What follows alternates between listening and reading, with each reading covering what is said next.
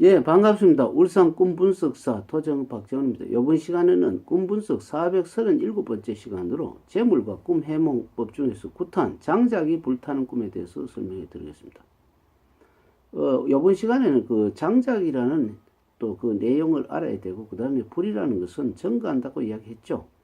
왜 그러냐면 음력 5월은 망종하지고 그때는 주역에서는 3번이고 불이고, 또 그 다음에 이것은 절기로서는 망종하지지만은 태양이 아주 정오에 떠서 이것은 동물로 치면 말의 자리다. 방향은 남쪽이다. 그렇기 때문에 태양 에너지를 불이라 본다. 태양 에너지니까 모든 게 창조하고 불어나게 하니까 재물하고 직결탄이죠.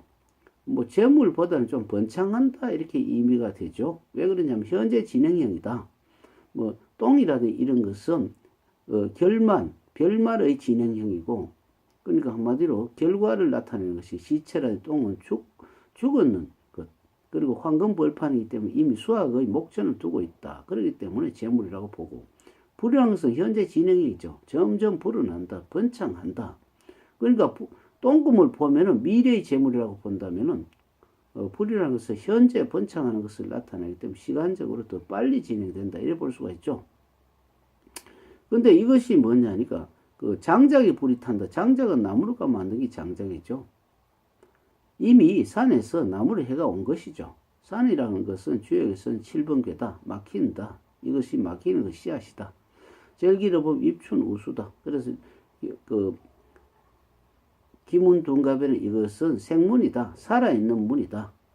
살 수 있는 문이다. 그래서 우리는 산은 쌓여 있다. 살 수 있다. 이래서 흙이 쌓여 있다. 그러니까 에너지가 쌓여 있는 곳이다. 그러니까 에너지가 밑에서 올라오기 때문에 이것이 살 수 있다. 지열과 태양이 합쳐지기 때문에 완전히 중간에 있는 생명체는 살 수 있죠. 아버지와 어머니가 보태져서 나를 낳았다. 태양은 아버지고 땅은 엄마다. 그렇기 때문에 모든 생명은 그 하늘과 땅의 에너지의 그 결과로서 만들어졌다. 그런데 장작이라는 것은 그 사이에 있는, 그러니까 산에서 자식이죠. 그 장작이라는 것은 우리가 목이라고 볼 수가 있습니다. 목이라는 것은 기획이죠. 장작이 불탄다는 것은 나무는 동쪽을 의미하기 때문에 기획이다. 기획이라는 것은 자기가 하는 일의 스타트다. 계획이다.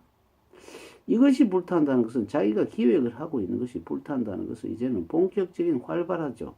음력 3월이 되면은 경칩, 청명고구기 때문에 지열이 한없이 올라가죠.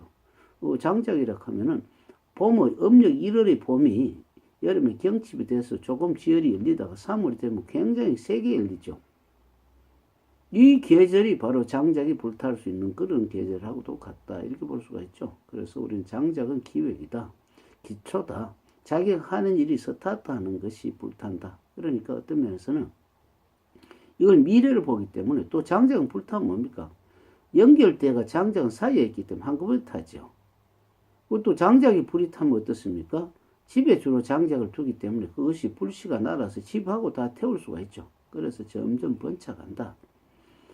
장작은 불씨의 소식의 시초이기 때문에 자기가 하는 스타트가 핵심이 완전히 모든 것을 번지게 할 수가 있다. 이렇게 볼 수가 있습니다. 그런데 만약에 장작을 불을 헐헐 타고 있는데, 또 앞에도 누가 이야기했지만 비가 왔다, 안 그러면 소방차가 왔다, 이것도 방해물이다.